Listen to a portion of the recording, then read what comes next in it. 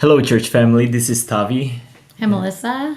and Melissa actually doesn't know what we're going to talk about, but I think it's good to kind of give you a glimpse on the way we are trying to apply the sermon on Sunday.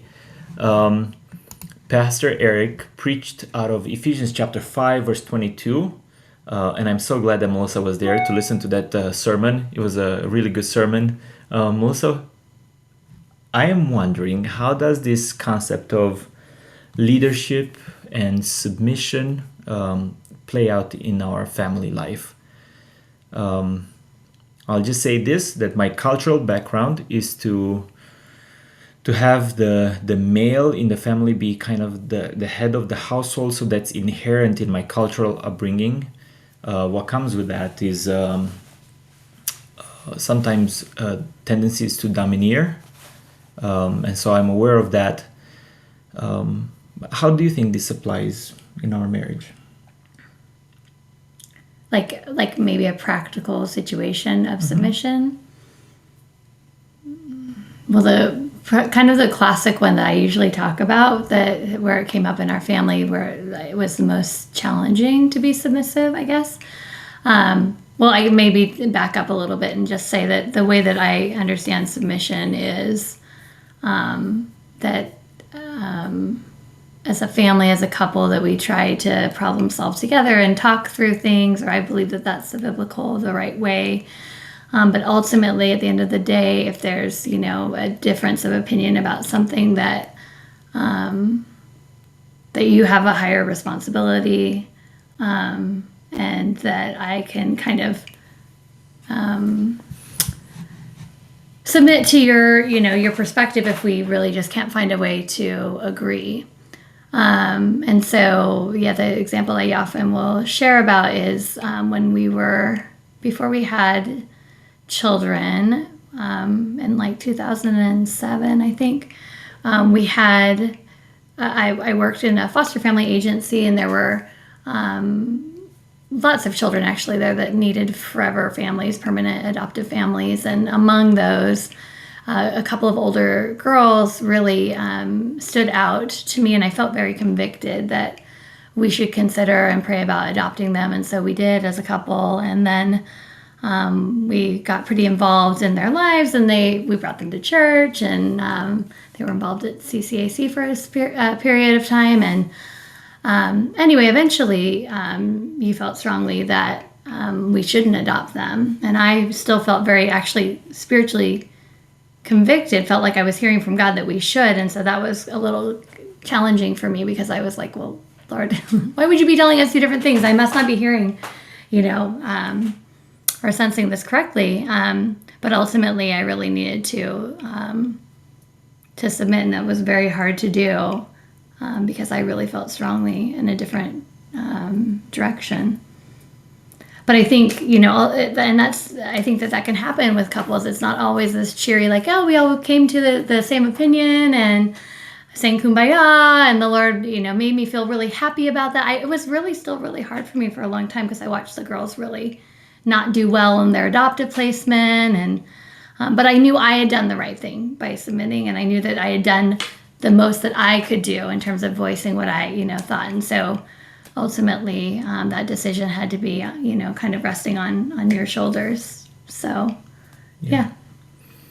Yeah, and what was happening behind the scenes for me, I was keeping in mind that Melissa was gifted with gifts of compassion and mercy and empathy, and so it's really natural for her and really easy for her to apply those gifts. I'm trying to balance the exercise of those spiritual gifts with also thinking, not that she's not thinking practically or anything like that she's the heart and I'm the brain. It's nothing like that. If anything, it's like she's the heart and the brain, and I'm the dead weight here. But I was trying to think practically. Behind the scenes for me, I was praying. We're both praying together, and separately, I was seeking counsel from friends, from pastors, from people who have adopted in the past, and also kind of looking at our relationship. And we were at the beginning of our marriage still, and felt that it just was not the right thing for us to do. And I'm not sure. Do you feel like emotionally we're fully resolved, like we're operating in unity and we move forward together. And you've been so gracious in kind of allowing me, like throughout the entire process, you've been totally respectful and honoring, and I know it was really hard, but do you feel like that emotionally was fully resolved? Well, I mean, I think submission is like that. That when it's truly submission, there's times where we obey God even when we don't see the bigger picture or it doesn't feel good. And I don't think submitting is the same thing as obedience, but there's some corollaries there. I feel like there's some, crossover. And so, yeah, I mean, there's moments where I still think about their situation and wonder what could it have been like, but it could have been a lot worse, like who knows? That's not the what ifs of life. But I also feel like God offered us a sort of a redemptive opportunity we have been able to foster and adopt, and we did that in a timing where you were really excited about it too. We were doing it like in a very unified way, and I think that was really lovely. So in that way, I felt like that there was some, it didn't feel unresolved, but it's kind of cool that we got to do that thing that was really on my heart. And maybe that's how the Lord why it was on my heart even years beforehand. Yeah, I want to say that you have been at that moment, that crucial moment where we are trying to figure out whether to adopt or not to adopt.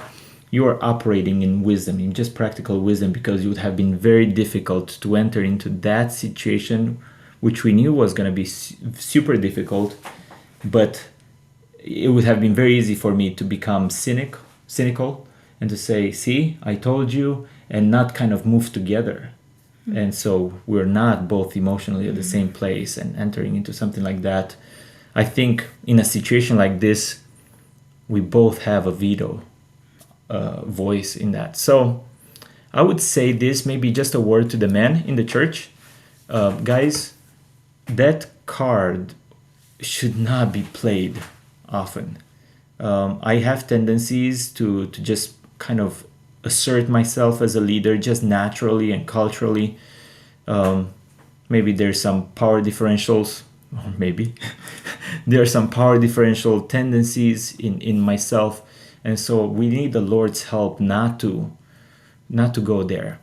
And if we have to exercise leadership, let's use that with wisdom and with temperance and give it time and prayer. And that's not the card that we need to play often. So, but this is just one example, but I think there is a multitude of minor decisions that were a disagreement.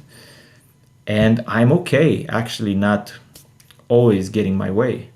I think there has to be times in which we say, oh, there is great wisdom in that. I need to set aside my viewpoint or my what I think we should do right now, because that's actually a better course of action. I think we need to use that and take advantage of our team, because we're the team here. So I just wanted to basically share a way that we're trying to apply this principle of submission. And maybe next week we'll have an example of the reverse side of the coin. What does it mean for husbands to love their wives? So thanks, church. God bless. May the Lord bless you as you seek to apply the sermon week after week.